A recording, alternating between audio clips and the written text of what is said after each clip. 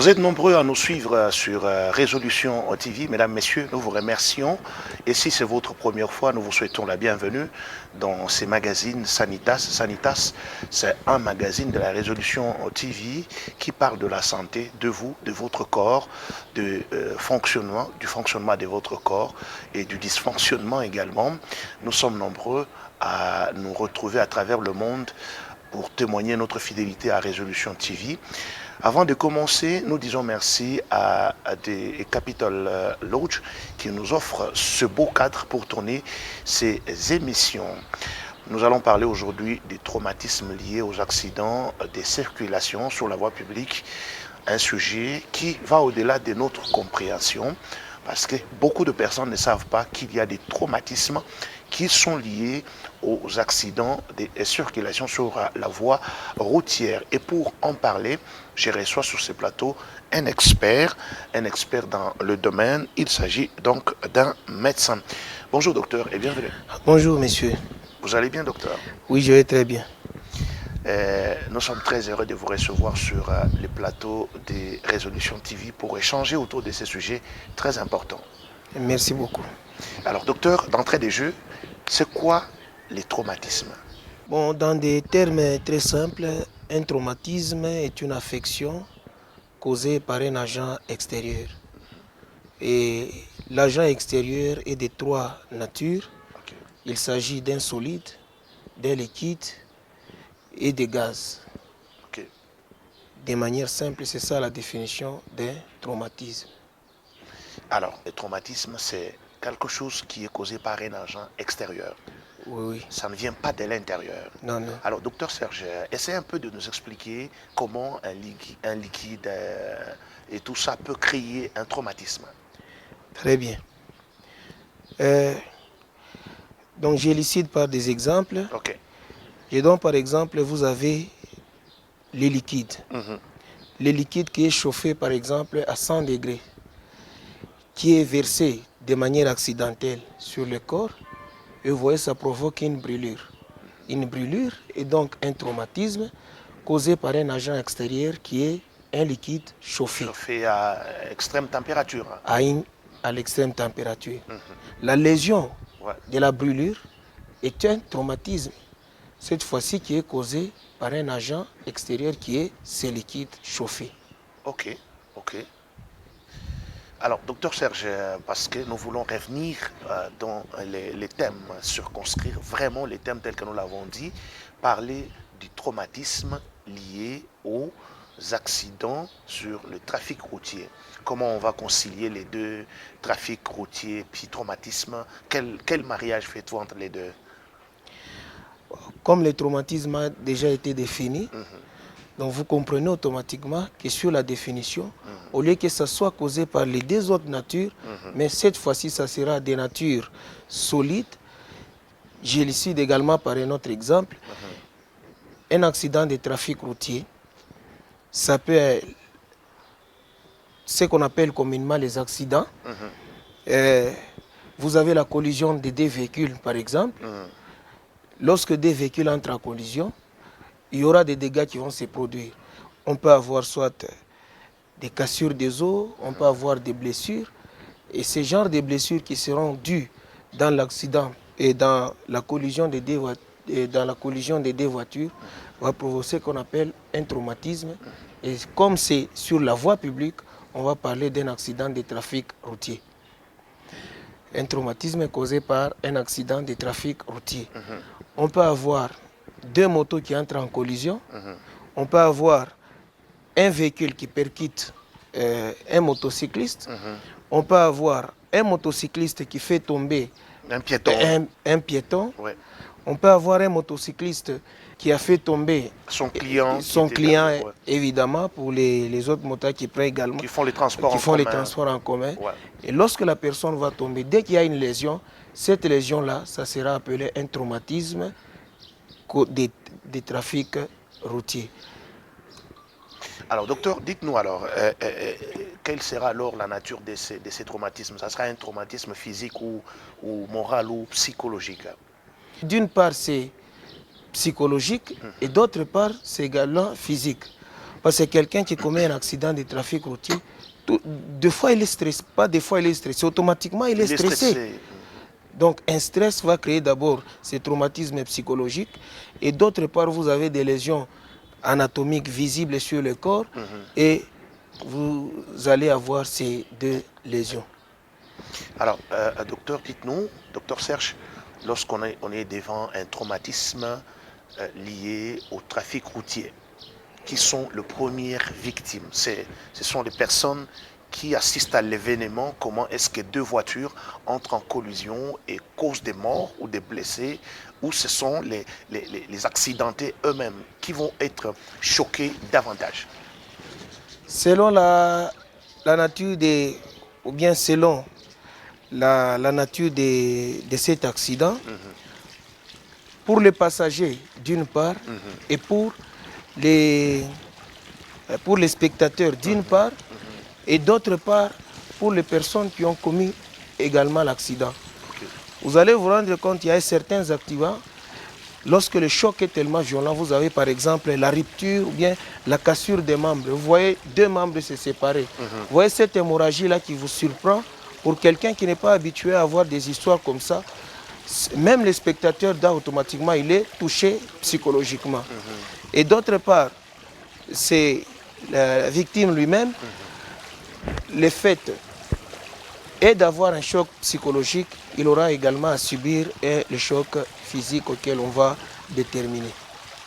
Alors, docteur Serge, est-ce que ces traumatismes-là peuvent avoir des effets sur l'organisme de la personne? Ces effets sont de l'ordre immédiat ou longtemps? Évidemment, on a les effets immédiats et on a les effets à long terme, selon qu'il s'agit de la nature d'un traumatisme. Mais avant de répondre à cette question, il fallait donner de manière un peu récapitulative. Lorsque vous avez ces traumatismes, ça touche quelle partie du corps? Voilà. Et lorsque vous avez un accident de trafic routier, aucune partie du corps n'est épargnée. Vous pouvez avoir des lésions commençant de la tête aux pieds. Et si on est, selon les traumatologues, et ils les ont classés, au niveau de la tête, on peut avoir, si ça je classe de manière systématique, mais si je classe de manière générale, on dit qu'il y a les traumatismes des parties molles, il y a les traumatismes des traumatismes ostéo-articulaires, et vous les décrivez de telle manière.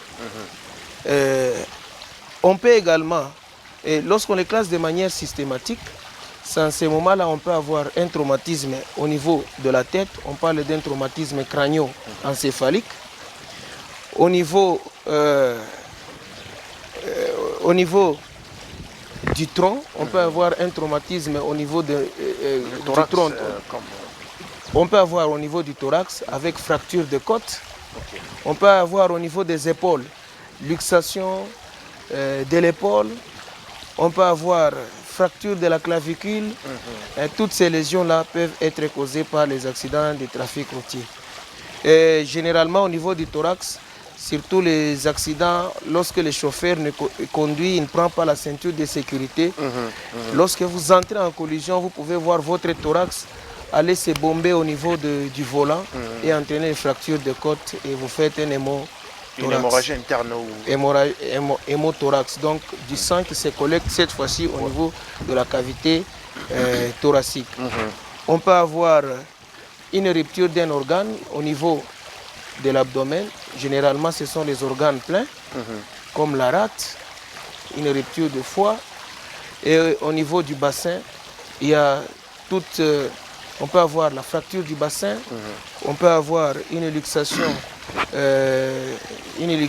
coxo-fémorale. Donc, on peut également avoir une lésion au niveau de la cuisse avec fracture du fémur. Au niveau du genou, on peut avoir une collection du sang au niveau de l'articulation du genou, une arthrose. Et au niveau de la jambe, ou au niveau des jambes, on peut avoir également les fractures des deux os ou bien une fracture d'un des os constituant les os de la jambe. Et donc, tout le corps humain n'est épargné. Il n'y a aucune partie qui est épargnée. Le traumatisme peut toucher n'importe quelle partie du corps. N'importe quelle partie du corps peut être touchée. Donc, toute partie du corps peut subir un traumatisme selon la nature violente du choc. De l'événement, du choc, oui. Voilà. Maintenant, généralement, les malades qu'on reçoit, ils ne présentent pas, comme vous le dites, une seule lésion. C'est vrai, il y a des gens qui vous viennent avec une seule lésion, mais généralement, les gens qui vous viennent, que nous recevons en clinique, ce sont les gens qui vous viennent avec plusieurs composantes. Et c'est en ce moment-là, les traumatologues, on les classe en polytraumatisme ou en multitraumatisme. Et généralement, on les reçoit dans ces tableaux. Lui-même, il a perdu connaissance, traumatisme crânio-encéphalique, et en classe. Et lui-même, il a une fracture. Lui-même, il a par exemple une rupture d'un organe plein. Généralement, on le reçoit avec plusieurs entités nosologiques pareilles. Mais docteur, quel est votre état d'esprit quand vous êtes devant un patient comme ça? Comment vous vous comportez? En premier, vous attaquez quoi pour récupérer la personne? En premier, nous, on fait la notion d'ABCD. Ça veut dire? Donc, vous réanimez, vous placez les 3 voies. Automatiquement, vous faites un checking rapide du diagnostic. Parce que déjà, nous savons, ça fait plusieurs fois qu'on reçoit ces gens-là, nous sommes habitués. Quand tu vois quelqu'un, tu essaies de poser la notion dans les circonstances dans lesquelles l'accident s'est produit lorsque le patient est en inconscience. Quand on vous explique, automatiquement, vous prenez tous les éléments cliniques et on aborde avec les traitements. Parce que là, il y a un problème. On vous amène un patient, d'un côté, il a un problème du crâne, il a une lésion, il a une fracture, il a perdu des connaissances, il ne sait pas lui-même vous dire ce qu'il ressent, il ne sait pas vous retracer l'événement, comment c'est arrivé. Vous êtes devant l'embarras, vous ne savez pas par où toucher directement. On commence par, on sait là où, ce n'est pas un embarras. Il y a toujours quelque part où vous commencez. Il y a toujours quelque part, je dis très bien. Donc, la première mesure qu'on doit faire, on appelle ça la mesure de réanimation. Ok. Pour que la personne retrouve un peu... La personne peut ne pas retrouver conscience sur place. Donc, vous, quand la personne arrive, vous regardez d'abord, est-ce que la personne est en train de saigner? Est-ce que la personne a perdu connaissance? S'il n'a pas perdu connaissance, vous pouvez échanger avec lui. Lorsqu'il a perdu connaissance, il a du sang qui coule partout. Vous occupez de la circulation, donc vous réparez là où il y a du sang et vous commencez à recadrer les diagnostics jusqu'à ce que vous aurez demandé les examens et compléter tout ce que vous pouvez avoir comme bilan afin d'instruire un diagnostic pour embarquer un traitement bien précis. Mesdames, Messieurs, vous comprenez qu'il y a vraiment beaucoup de choses à faire, beaucoup d'étapes à suivre pour récupérer un patient, une personne qui est tombée dans le traumatisme. Ça peut être un accident de circulation causé sur la voie routière. La personne a connu autant de problèmes. Elle a été fracturée, elle a été blessée grièvement, elle a connu autant de problèmes, perte de mémoire et tout. Et donc, au niveau de la clinique où les patients sont amenés, vous écoutez avec nous qu'il y a vraiment un grand travail qui est en train d'être fait par les cliniciens pour stabiliser la situation de la personne. Alors, docteur Serge, on revient à vous pour cette fois-ci avoir une réponse claire par rapport aux conséquences qui découlent des traumatismes. Est-ce que ce sont des conséquences immédiates ou des conséquences à long terme? Bon, ici, il faudrait que j'ai un peu une longueur de prolongée en séparant la nature. Donc, vous avez un traumatisme selon la nature violente du choc. Okay. On peut avoir un traumatisme. Donc, plus le choc est violent et sur la partie de laquelle il est touché, on peut classer les lésions avec conséquences immédiates et conséquences à long terme. Je prends pour les conséquences immédiates. Vous avez par exemple un accident, la vitesse était minime et le choc également n'est pas aussi violent, trop grave. C'est quelqu'un qui vient seulement, il dit non, ici j'ai connu un accident, maintenant je n'ai pas perdu connaissance, je suis venu pour qu'on me fasse un checking, est-ce que je vais bien ou pas? Ça c'est la première des choses. De deux, vous pouvez avoir une lésion et un traumatisme. La personne vient, vous faites donc il se plaint d'une douleur quelconque, soit au niveau de la jambe, vous voyez même une déformation. Vous demandez un examen, vous voyez par exemple une fracture. Mettons une fracture au niveau, de la jambe. Une fracture au niveau de la jambe. Donc vous comprenez qu'une fracture stable qui n'est pas opérable, donc automatiquement vous pouvez indiquer un plâtre et attendre, lui donner repos pour à ce qu'il puisse récupérer. Dans ce moment-là, la lésion ne va pas se réparer en un jour. Il faut attendre le temps de la consolidation osseuse et vous comprenez quelqu'un qui travaille par exemple, il est obligé de rester à la maison. Autre chose. Or, l'autre idée, c'est que quand on reçoit généralement les traumatisés par accident de trafic, ils vous viennent dans un tableau de polytraumatisme. Et dans la notion de polytraumatisme, nombreux viennent avec traumatisme crânio-encéphalique. Ça veut dire des traumatismes qui touchent la tête. Qui touchent la tête. Et il peut avoir la tête qui est touchée avec perte de connaissance. Et vous voyez, une perte de connaissance, on classe aussi une perte de connaissance qui est brève et une perte de connaissance qui est longue. Lorsque la perte de connaissance elle est longue, ça signifie que quelque part dans le cerveau est en train de saigner. Et lorsque le cerveau saigne à un certain moment de manière abondante, ça va créer un hématome qui va se collecter dans une partie du crâne ou dans les 3 couches qu'on appelle les méninges et va donner une sorte de lésion. Vous voyez quelqu'un qui vous reste en coma pendant des jours et des jours. Alors il nous faudrait un CT scan pour déterminer la collection sanguine afin qu'on puisse faire une opération là qu'on appelle une trépanation. Donc on ouvre le crâne, la boîte crânienne et on enlève les caillots du sang et les malades commencent à récupérer petit à petit. Il peut se faire que, bon, vous comprenez que ça c'est une histoire qui n'est pas immédiate. Donc la conséquence, donc ça va prendre le temps. Ça va prendre le temps. Et quand le malade, d'abord il a fait 2 ou 3 semaines en coma, pour qu'il se rétablisse, il faut encore faire certains types de rééducation. On peut avoir également d'autres malades qui nous viennent seulement dans des accidents de trafic comme ça, avec traumatisme crânio-encéphalique. Et la collection, et cette collection purulente, et cette collection sanguine-là, elle est juste au niveau presque de la partie molle du cerveau, et auquel on ne sait pas aborder. Et la personne peut demeurer en coma jusqu'à ce qu'il pourra mourir.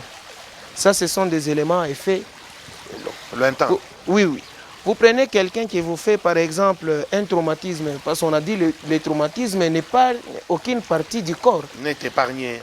Ok. On peut avoir un traumatisme auquel la colonne vertébrale elle est touchée. Et lorsque la colonne vertébrale elle est touchée, il nous donne un syndrome de compression, ou bien une fracture haute. La moelle épinière elle est sectionnée. Selon l'étage de la colonne qui est sectionnée, quelqu'un reste soit il fait une paraplégie, soit il fait une tétraplégie. Donc par paraplégie, il a la paralysie des 2 membres inférieurs. Et il demeure comme ça, jusqu'à ce qu'il va développer les escarres vont se contaminer. Et que ça signifie que c'est quelqu'un, malgré qu'il n'est pas mort, mais il constitue une charge pour la société. Il sera obligé, malgré l'intervention qu'on va faire, il sera obligé de dépendre des personnes. Il sera dépendant des des autres.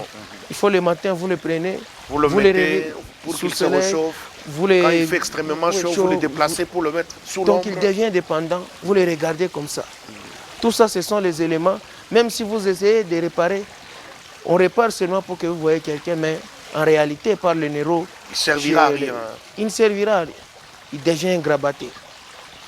Alors, docteur, quelqu'un qui a subi les traumatismes, qui a été soumis au traitement, est-ce que après rétablissement à la longue, cette personne peut présenter les séquelles de perte de mémoire, les séquelles de faiblesse qui surgissent plus tard? Ça, c'est typique au traumatisme crânio-encéphalique.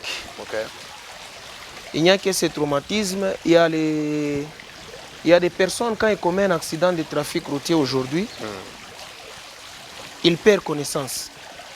À l'immédiat, là, Et puis quelques heures après, ou bien quelques minutes après, il se rétablit. Il fait 1 mois, 2 mois, 1 semaine, 2 semaines. Il perd encore connaissance maintenant de manière prolongée. Est-ce que ça veut dire qu'il va se rappeler du traumatisme, comment c'est arrivé? Sa tête va continuer à réfléchir? Il peut. Ok. Il peut. Il peut se rappeler. Alors, lorsqu'il perd connaissance pour la première fois, il reprend. Et il perd connaissance pour la deuxième fois. Ça signifie, vous avez 2 notions de perte de connaissance séparées par une notion de reprise de conscience. Et cette notion-là, on l'appelle la notion d'intervalle libre, qui est très importante pour la classification et pour déterminer la présence de cette hémorragie dont je vous avais dit qu'il fallait nécessairement faire un CT scan pour épargner et pour trouver la solution à aider la personne victime d'un accident de trafic routier. Aimable téléspectateurs amoureux des Résolutions TV, vous qui aimez suivre Sanitas, vous sentez à quel point ce magazine est très important pour nous parce qu'il est en train de nous permettre de comprendre comment nous devons vivre face au traumatisme. Docteur Serge, en toute chose, il y a toujours une prévention. Est-ce que c'est possible de prévenir les traumatismes?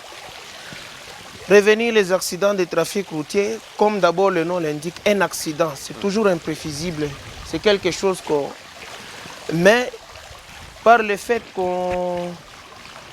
Avec les petites expériences dont on a partagé plusieurs fois avec les gens qui ont travaillé sur le traumatisme, donc le choc violent ne survient que lorsque la vitesse elle est encore plus grande. Vous avez vous souvenir de la notion de la vitesse. Plus la vitesse elle est grande, plus la force elle est également grande. Et lorsque vous allez connaître un accident de trafic, le choc sera aussi violent. Et plus le choc est violent, et n'importe quelle partie du corps qui sera touchée, le choc sera aussi violent. Donc la partie sera fragilisée de manière assez profonde. C'est ainsi que pour des résolutions très simples, d'abord il faut, pour ceux qui conduisent les engins automobiles, les engins automobiles, pour les chauffeurs, il faut qu'ils roulent à une vitesse modérée. En respectant les plaques de signalisation et autres. Parce que certaines études ont montré que celui qui est plus exposé, c'est nous, les piétons. Les piétons sont plus exposés, les cyclistes sont plus exposés, les motocyclistes, les chauffeurs de véhicules. Ils sont plus exposés que ceux qui sont à bord des engins roulants. Quand nous payons les moyens de transport, plus les moyens de transport coûtent cher, plus ces gens-là sont moins traumatisés. Vous allez voir que nombre de gens qui commettent les accidents graves et mourants, ce sont les piétons. Quand vous faites les statistiques. D'autres encore, ce sont les cyclistes.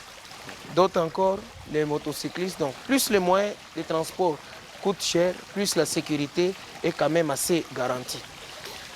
Donc, nous allons, pour les motocyclistes, il faut qu'ils respectent. Pour les chauffeurs, il faut qu'ils respectent aussi les panneaux de signalisation. Et pour les piétons, il faut marcher également dans des zones de sécurité, là où les piétons sont chargés de passer et traverser, par exemple, sur les bandelettes autorisées pour traverser. Ça, c'est un problème. Je voulais même demander, nous sommes dans la province du Lualaba, où la province connaît les travaux de modernisation, l'élargissement des voies routières.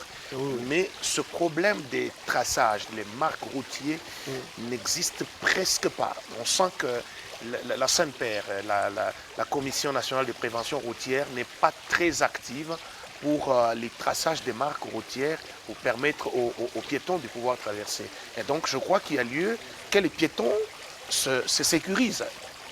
Il y a lieu qu'ils se sécurisent en respectant évidemment les bandelettes. Mais pour les routes où on a déjà fait la canalisation, on a tout terminé. En tout cas, partout là, il y a des... On n'a pas encore fait les traçages sur les routes qui sont encore en chantier, mais partout c'est...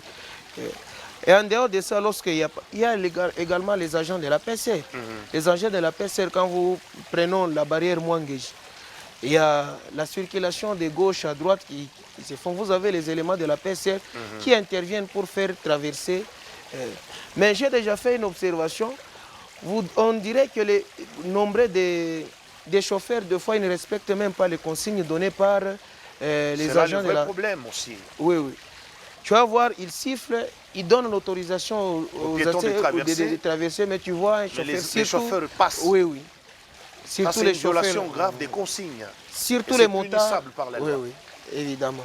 Alors, docteur, parce qu'on est en train de chuter déjà avec cette émission, quel peut être le comportement à tenir quelqu'un qui a subi les traumatismes? Je vais aller spécifiquement les traumatismes crâniens qui vient d'être sauvé de justesse. Et après être sauvé, comment devrait être le comportement et de celui qui a été victime et de son entourage? Je vais prendre ça comme un dernier message que vous adressez au public qui vous écoute en ce moment, qui vous regarde. Il y a un problème très sérieux lorsque on ne respecte pas ce genre de choses. Vous pouvez croire qu'il y a un accident de trafic routier, vous soulevez les personnes alors que vous leur rendez un très mauvais service. Ailleurs, quand vous suivez les urgences et autres, il y a un service approprié pour récupérer les accidentés. Ok. On ne ramasse pas un accidenté de n'importe quelle manière. On peut l'achever. Prenons quelqu'un qui a un choc au niveau de la colonne vertébrale. Il y a une fracture qui n'était pas déplacée. Le fait de les soulever de manière brutalement et autres, au lieu que la personne qui aurait dû avoir cette chance de récupérer PCS, on va aggraver sa situation. Vous aggravez la situation et il devient paralysé toute la vie à cause de... Vous croyez que vous avez aidé alors que... Donc, il serait mieux pour, par exemple, pour les autorités de former une équipe de ramassage des accidentés. Ce sont des équipes mobiles avec des ambulances qu'on appelle cliniques mobiles dans les autres pays qui se respectent, qui font la ronde et on appelle, et il y a tous ces respects-là. Mais quand cela ne tienne, nous ne sommes pas encore arrivés à cela. Faut-il laisser quelqu'un parce qu'il a commis un accident, parce qu'on a dit qu'il pour se soulever, on va aggraver un choc? Non. La simple des choses, il faut commencer peut-être à éduquer pour certaines des émissions, à parler de manière plus technique comment est-ce que lorsque vous voulez sauver un accidenté sur la route, sur la voie publique, quels sont les gestes immédiats qu'on doit poser lorsque quelqu'un connaît un accident de trafic à l'immédiat avant d'appeler l'équipe de secours pour venir soulever et l'acheminer à l'hôpital. Docteur Serge, je considère ça comme votre mot de la fin. Merci d'avoir répondu à notre invitation. Je vous remercie également. Et j'espère que ce n'est pas la dernière fois pour vous de passer dans cette émission. Nos portes sont grandement ouvertes pour édifier de plus en plus la population. Nous sommes là pour répondre à vos besoins, aux besoins de la population, car nous avons fait des études, pas pour nous, mais c'est pour vous. Si on ne fait pas, qui encore le fera? Nous avons une tâche à répondre devant la population. Voilà pourquoi nous acceptons de laisser certaines des préoccupations pour venir répondre et donner les peu qu'on pouvait. Merci beaucoup, docteur. Mesdames, messieurs, nous voici pratiquement à la fin de ce magazine Sanitas sur Résolution OTV. Si vous avez aimé ce magazine, nous vous demandons et recommandons ces opérations. Likez, commentez, abonnez-vous et activez la cloche des notifications pour ne rien manquer sur Résolution OTV. À très bientôt avec un autre numéro de Sanitas.